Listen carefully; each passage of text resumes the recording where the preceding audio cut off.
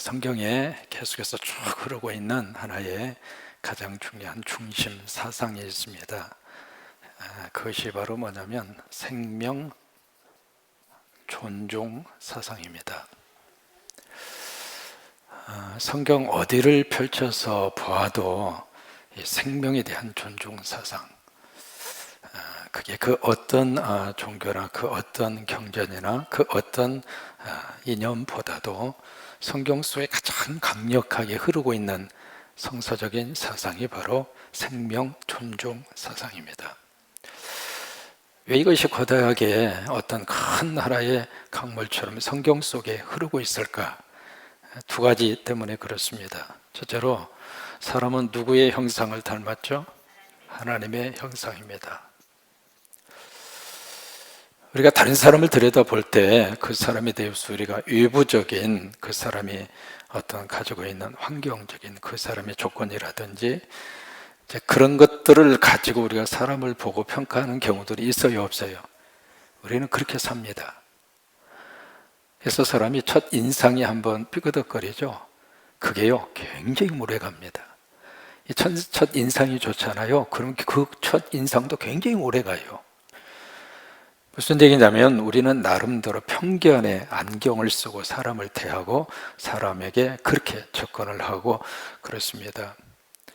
그런데 성경에서는 사람을 어떻게 보고 있는가? 사람은 어느 사람이든지 크고 작고 환경에 좋고 나쁘고 그의 배경과 그 모든 것을 다 뛰어넘어서 모든 인간은 하나님의 형상으로 지음받았다. 그게 성경의 선언입니다. 그러니까 그 성경의 선언으로 성경의 문이 열리는 거예요. 그 사람이 잘났든 못났든 가진 사람이든 없는 사람이든 배움이 많든 적든 성경은 그것을 어떤 절대적인 가치의 기준으로 삼지 않습니다.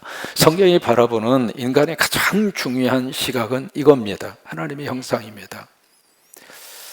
그렇기 때문에 생명 자체가 존중하고 생명 자체가 귀하다고 하는 거예요.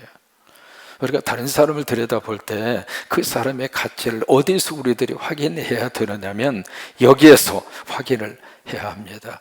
내 남편이 소중하고 내 아내가 소중하고 왜요? 하나님의 형상도 지음받았으니까. 내 자녀가 왜 이렇게 나한테 소중할까? 나를 닮아서 물론 그것도 있습니다만은 공부를 잘해서 그것도 있겠죠. 내 마음을 흡족하게 해주니까 그런 것도 있겠죠. 중요한 것은 이것 때문에 그렇습니다.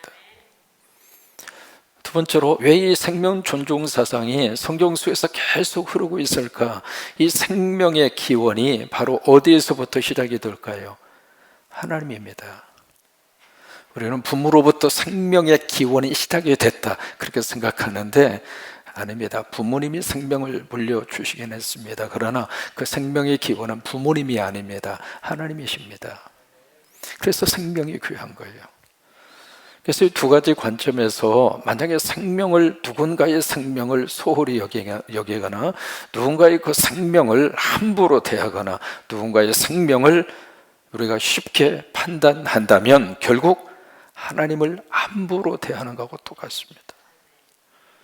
그래서 성경에서는 이 생명 존중 사상이 창세기부터 계시록까지 쭉 그렇게 흘러가고 있습니다.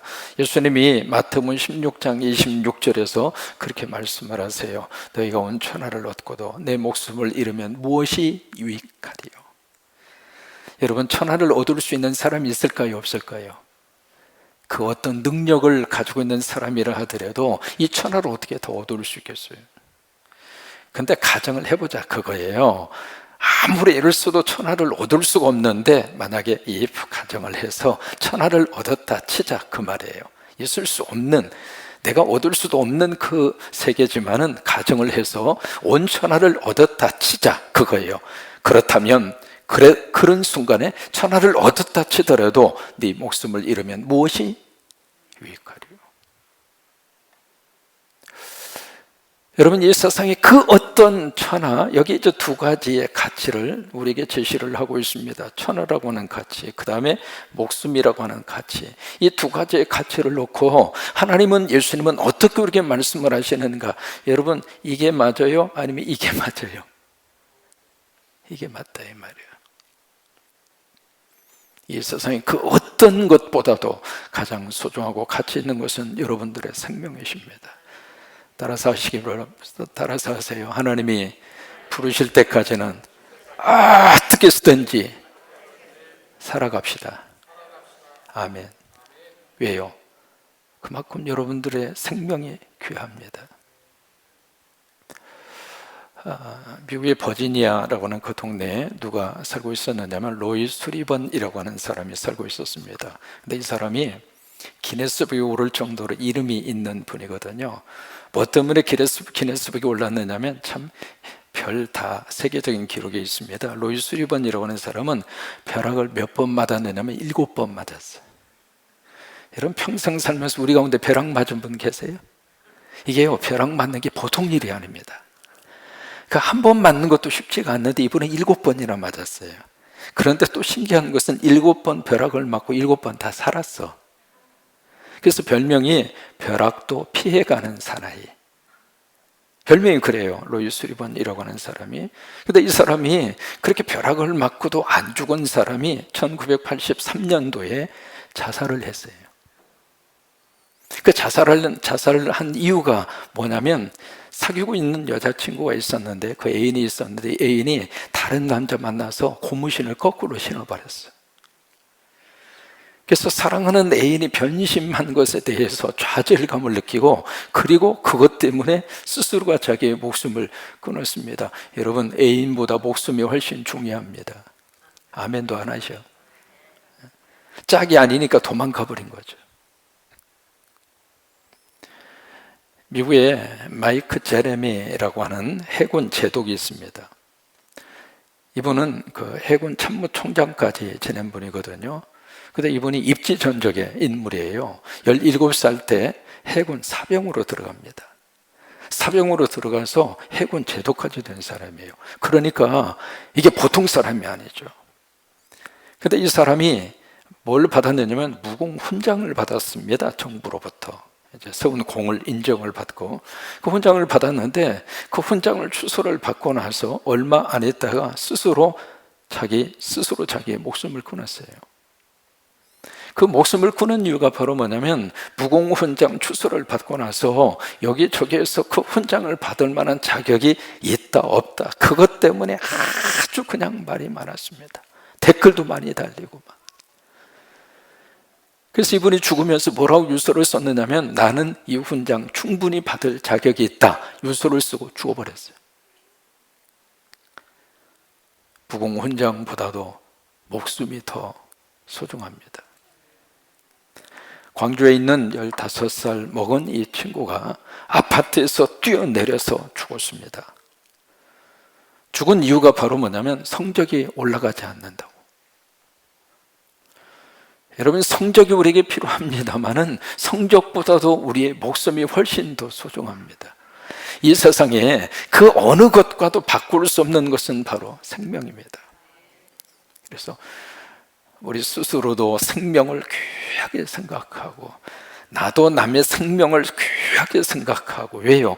그 생명 속에 하나님의 형상이 있고 그 생명을 주신 분은 하나님이시기 때문에 그래서 생명을 함부로 대하는 사람은 하나님을 함부로 대하는 것하고 똑같아요. 그래서 성경에는 이 사상이 쭉 해서 흐르고 있습니다. 이 생명 존중 사상이 오늘 성경에 보시면 법으로 나온 구체적인 하나의 제도가 뭐냐면 도피성 제도예요. 이 도피성이라고 하는 이 제도를 성경 속에다가 지금 아예 법으로 딱 제시를 하고 있습니다. 이 도피성의 제도는 지금 아직 가나안 땅에 안 들어갔거든요. 아직 그 땅을 차지하지도 않았거든요. 그 땅을 지금 제비를 뽑아서 각 지파별로 나눠 가진 것도 아닙니다. 지금 건너가기 직전이에요. 아직 건너가지 않았거든요. 그때 미래에 이루어질 그 일을 현실처럼 받아들이고 그들에게 그 땅에 들어가서 정착하거든. 너희는 이러이러한 도피성의 제도를 반드시 실행을 해라. 실행을 하는데 어떻게 하느냐? 나라를 세 등분을 해라 그랬어요. 지도 보셔서 이제는 다 아시겠잖아요. 나라를 세 등분을 해라. 근데 오늘 성경에 왜 여기에 도피성 세 개의 성읍을 정해서 도피성을 하라 그랬을까? 원래는 전체로 몇 개냐면 도피성이 6개입니다. 6개인데 왜 3개만 나왔는가? 지금 이쪽에 요단강 중심으로 이쪽은 이미 점령을 했어요. 그래서 이쪽에 3개의 도피성은 이미 정해졌습니다. 그래서 맨 위쪽에 여기에다 도피성을 하나 만들었습니다. 이것이 바로 바산 골란입니다. 그 다음에 중간 부분에 또 하나의 도피성을 만들었습니다. 이곳이 길랏 라못입니다. 그리고 사해 이쪽 즈음에 또 하나의 도피성을 세웠습니다. 이 도피성이 베셀입니다. 기억하는 의미에서 한번 따라서 하시겠습니다. 바산 골란. 조금 크게 하세요. 바산 골란, 길랏 라못, 베셀. 해서 이미 이 요단강 이쪽 건너가기 전 이쪽을 차지를 하고 이쪽을 이제 두 지파 반에게 이미 분배를 했잖아요. 그 두 지파 반을 위해서 3개의 도피성은 이미 다 정했어요. 이제는 요단강을 건너가서 이쪽 지역에다가 세워지게 될 3개의 도피성을 이야기를 하고 있는 거예요. 그래서 나라를 3등분을 하라 그예요. 그래서 이쪽 지역, 가운데 지역, 그 다음에 밑에 지역. 이 3개의 지역으로 구별을 해서 3개의 지역에다가 이쪽에도 똑같이 3개의 성읍을 정해서 도피성으로 삼아라 거예요. 그래서 맨 위에 이쪽에 이제 갈릴리잖아요. 갈릴리 맨 위에 여기다가 하나의 도피성을 세웁니다. 그 도피성이 게데스 도피성입니다. 그리고 이 사마리아 지역, 이 지역에 도피성을 하나 세웁니다. 그 도피성이 세겜입니다. 그리고 밑에 지역에 세워지는 도피성이 이 부분쯤에 있는 헤브론이라고 하는 도피성입니다. 그래서 이쪽에 3개의 도피성을 세우는 거예요. 이것은 이제 차후에 오늘 성경 말씀 그 이후에 여호수아 그 시대에 이루어지는 사건인데, 그렇게 해서 3개의 지역으로 구별을 해서 거기에다가 3개의 성읍을 딱 정하고 그 성읍을 도피성으로 삼아라 그거예요. 같이 따라서 하십니다. 게데스. 조금 크게 하세요. 게데스, 게데스, 세겜, 세겜, 헤브론, 헤브론. 그렇게 해서 이쪽에 3개, 이쪽에 3개의 도피성을 정하라고 하는 거예요. 도피성을 정하는데 그냥 도피성을 정하는 것이 아니라 구체적인 내용을 성경에서 밝히고 있습니다. 첫째, 이 도피성에 용이하게 접근할 수 있도록 길을 닦아라. 근데 그 길의 폭이 얼마냐면 14m입니다. 여러분, 도로 폭이 14m 정도 되면 작아요, 넓어요? 엄청나게 넓은 겁니다. 고대 사회에서 이 도로 폭이 14m라고 하는 것은 엄청나게 넓은 도로예요. 저는 2차선 도로가 몇 m나 될까요? 7m? 그러면 14m면 몇 차선 도로? 시상하라. 그렇게 넓게 하라고 하는 거예요, 도로폭을. 그래서 이 6개의 이 도피성에 가는 길을 그 당시에 14m로 길을 닦아 놓으라고 하는 거예요. 그러면 어느 곳에 있든지 도피성 쉽게 갈 수 있을까요? 아니면 찾기가 힘들까요? 어느 곳에 있든지. 그 다음에 두 번째로 이 도피성을 찾아갈 수 있도록 요수에다가 이정표를 갖다가 붙여 놓으라고 그랬어요. 그러니까 도피소의 방향을 정확하게 표시해주는 사인판을 붙여라고 하는 거예요. 그렇게 해서 어느 곳에 살든지 이스라엘 백성들이 지금 뭔가 위급한 상황, 다급한 상황이 그렇게 발생을 했습니다. 여러분, 살다 보면 사람이 사는 곳에는 사건, 사고가 있을까요? 없을까요? 물어보나 말이죠. 사람 사는 곳에는 계속해서 사건, 사고가 끊일 날이 없습니다.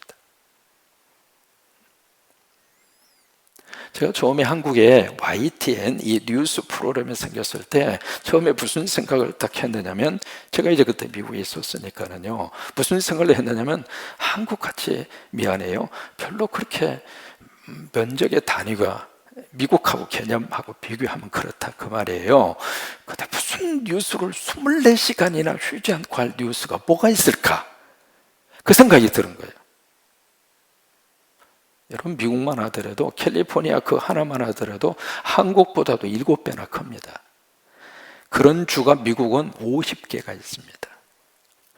그러니까 그 땅덩어리에서는 여기저기서 사건도 많고 사고도 많고 뉴스거리도 많고, 그러니까 거기에 CNN이라든지 그 뉴스 프로그램이 24시간 계속 돌아가는 그 속에서 이제 살면서 느낀 거가, 한국에서도 그렇게 뉴스가 그렇게 많을까? YTN이 생긴 지 그렇게 오래되진 않았잖아요. 그래서 그 뉴스 프로그램을 가지고 24시간 그게 마음속으로 저거 장사 될까? 그 생각을 했는데 YTN 지금도 있잖아요.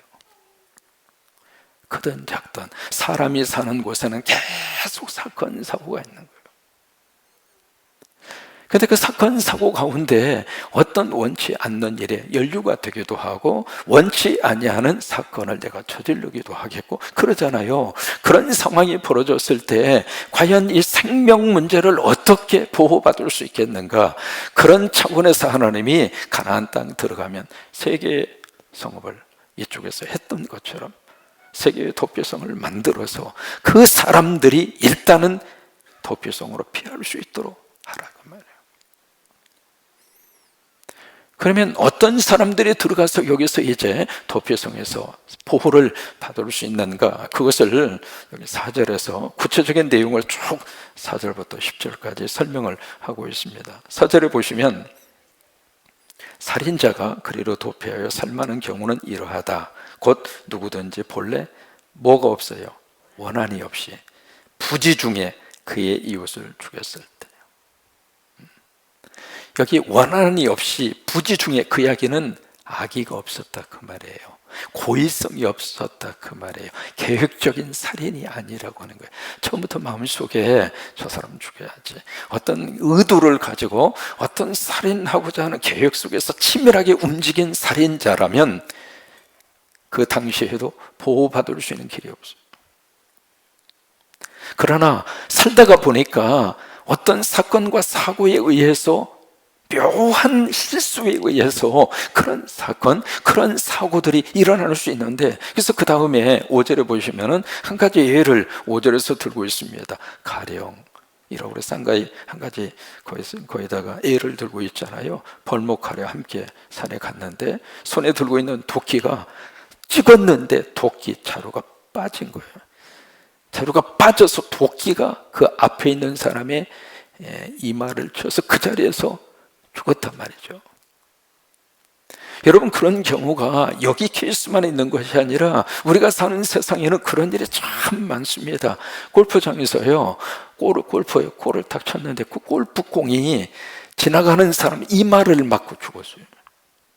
그럼 그 사람이 사람 죽이려고 골프공 친 거 아니잖아요. 쳤는데 이것이 오비 난다고 그래요. 엉뚱한 방향으로 튕겨져 가가지고 그게 해필이면 지나가는 사람의 골리앗 무슨 이마빵 맞는 것처럼, 그래가지고 그 사람이 그 자리에서 죽었어요. 그런 일만 있는 게 아닙니다. 이제 그런 경우에 어떤 사건과 그 일들이 딱 벌어졌을 때 그 사람은 과연 어떻게 이 생명 문제의 보호를 받을 수가 있겠는가? 그래서 하나님이 보호장치로 그들에게 말씀하신 내용이 바로 이거예요. 생명 종준 사상이 꽃을 피운 것이 바로 십계명입니다. 십계명의 몇 번째 계명일까요? 살인하지 말라. 이게 몇 번째죠? 예, 답을 가르쳐 드릴게요. 몇 번째죠? 예, 6계명이에요. 칼빈은 십계명을 해석을 할 때 사랑으로 해석했습니다. 그래서 살인하지 말라, 그것은 생명을 사랑하라 이 말이에요. 근데 어떻게 고의적으로, 고의성이 아니라 어떻게 하다 보니까 실수로 그런 어떤 문제, 그 일을 딱 저질렀는데, 그렇다면 그 사람을 어떻게 할 것인가? 보호해 주라 이 말이에요. 만약에 그렇지 않으면 그 다음에 무슨 말씀을 기록을 하고 있느냐면 6절입니다. 뭐가 있느냐면 그 당시에 그 사람이 그에게 본래 원한이 없으니 죽이기 전에 합당하지 아니하나 두렵건대 그 피를 어떻게 하는 자가 나오느냐면 보복하는 자가 나옵니다. 여기 보복하는 자, 옛날 번역은 보수자라 그렇게 번역을 했거든요. 그 보수자라고 하는 말을 헬라어로 고엘 하뎀이라고 합니다. 고엘 하딤이라고 그래요. 이 고엘이라고 하는 것은 룻기서에 나오는 히브리어거든요. 기업을 무른다 그 말이에요. 고엘이라고 하는 말이. 하딤이라고 하는 것은 피라고 하는 뜻입니다. 피의 복수자라고 하는 뜻이에요. 여기서 나온 것이 동해 보복률입니다. 그 유명한 법이 있어요. 이는 이로, 눈에는 눈으로. 그것이 바로 여기서 나온 사상이거든요. 고엘 하딤이라고 하는 사상이에요.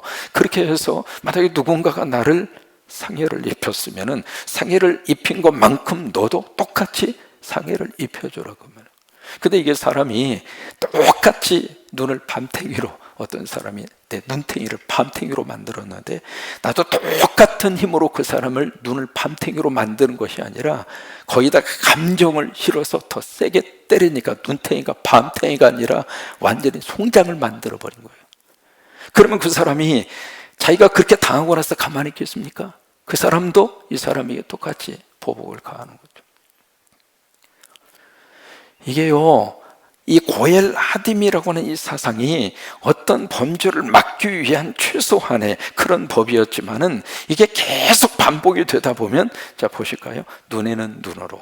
그러면 이 사람이 눈에는 눈으로. 그러면 그 사람이 또 다른 사람에게 눈에는 눈으로. 그런 식으로 전부 다 그런 방법으로 만약에 복수를 한다면 이 세상에 눈 남아날 사람이 있어요, 없어요? 한 사람도 없는 거예요. 그래서 하나님이 도피성을 주신 거예요. 여기에 들어가서 그 생명을 보호받도록. 여러분, 사람이 아무리 죄를 지었다 하더라도 그 사람은 죽어 마땅한 사람이야. 그렇게 우리가 말할 수 있는 사람은 없어요. 공교롭게도 오늘 꼭 1년 전입니다. 1년 전에 미국에서 무슨 일이 있었느냐면 그 미네소타라고 하는 거기에서 조지 플로이드라고 하는 사람의 사건이 오늘 있었습니다. 여러분, 매스컴을 통해서 많이 들었던 그런 내용이죠. 거기 이 조지 플로이드라고 하는 흑인이 가게에 가서 $20를 주고 담배를 샀는데 그 사람이 이렇게 보니까 위조 지폐예요. 그래서 경찰에 신고를 한 거예요. 이 사람이 위조 달러를 가지고 물건을 샀습니다. 이 경찰이 출동을 했죠. 출동을 해서 조지 플로이드라고 하는 사람을 이게 체포하는 과정에서 좀 반항을 했겠죠. 반항을 하니까 거기에 경찰이 조지 플로이드를 땅에 눕혀놓고 그리고 그 목을 무릎으로 짓누릅니다. 사람이 목을 누르면 이게 얼마나 숨을 참고 견딜 수 있겠어요. 그러니까 이 조지 플로이드가 그냥 너무 힘들으니까 I can't breathe. 나 숨을 쉴 수 없다. 나 좀 숨을 좀 쉬게 해달라. 그래도 이 경찰이 무릎으로, 그 경찰 덩치가 보통 큰 경찰이 아닙니다. 이 경찰이 그냥 갔다가 목을 땅에 아스팔트에다가 머리를 쳐박고 목을 갖다가 누르는데 계산을 해보니까 9분 30초를 두른 거예요. 그래서 결국 조지 플로이드가 세상을 떠나서 죽었습니다. 근데 이게 지나가던 거기에 10대 어느 한 사람이 그것을, 요즘은요 전부 다 핸드폰 다 있잖아요. 동영상을 찍어가지고 이것이 완전히 그냥 전 세계로 다 공개가 돼버린 거예요. 도대체 사람의 목을 어떻게 9분 30초를 갖다가 누를 수 있느냐 이 말이에요. 그래가지고 그게 하나의 도화선이 돼서 막 흑인들이 길거리에 나와가지고 막 데모를 했습니다. 데모를 하면서 그때 가지고 나온 그 플랜카드가 Black Lives Matter라고 하는 거예요. 뭐냐면 흑인의 목숨은 귀하다. 흑인의 목숨은 소중하다. 그래서 Black Lives Matter라고 하는 그 캠페인을 미국 전역에서 엄청난 데모로 그렇게 일어났습니다. 한 $20 위조 지폐 가지고 담배 샀다고 그냥 아스팔트에다가 목을 갖다가 10분 가까이 목을 눌러도 될 만한, 그래서 그 자리에서 그의 목숨을 끊어도 괜찮을 정도의 그런 사람은 없다 이 말이에요. 모든 생명은 다 소중합니다.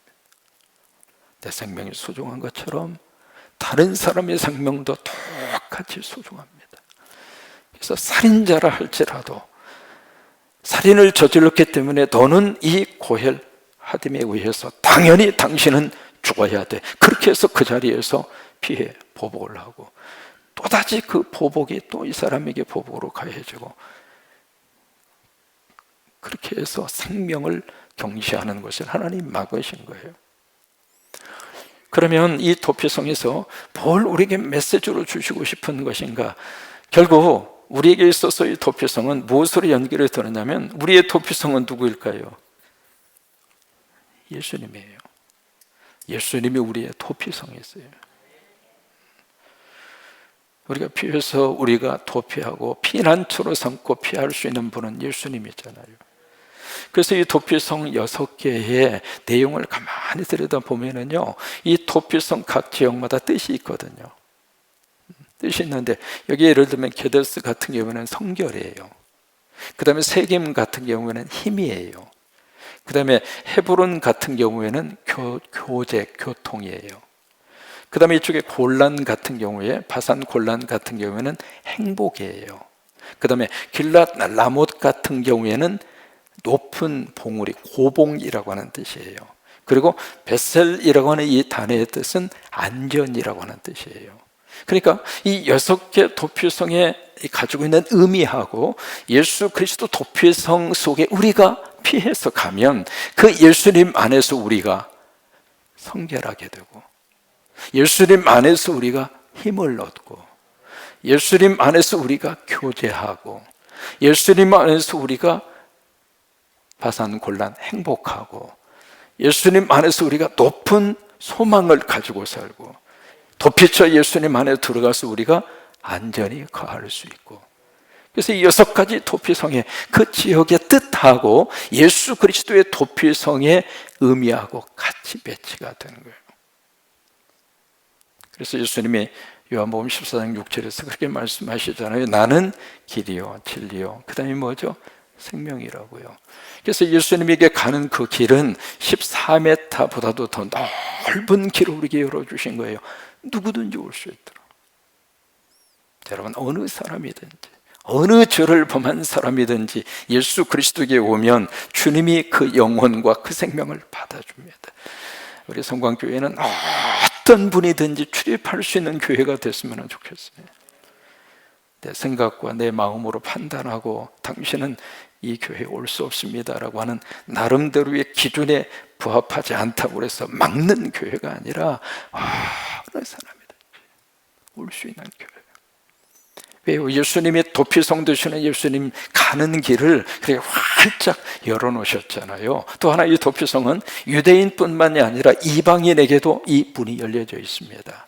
그래서 이 근처에 살고 있는 모든 사람들 누구든지 다 도피성에 거기에 들어가면 일단 생명을 보호받아요. 그래서 충분히 재판받을 수 있는 기회를 주고, 그리고 여기에 대제사장에 거주할 때까지, 대제사장이 죽을 때까지 이 사람이 이 성을 나오지 않으면 그 성에서 대제사장이 죽을 때까지 거기서 살 수 있습니다. 그리고 대제사장이 죽으면 바로 여기서 나옵니다. 이제 그것이 구약 성경에 나오는 도피성의 제도입니다. 결론적으로 예수 그리스도가 바로 우리의 도피성 되신다고 하는 것.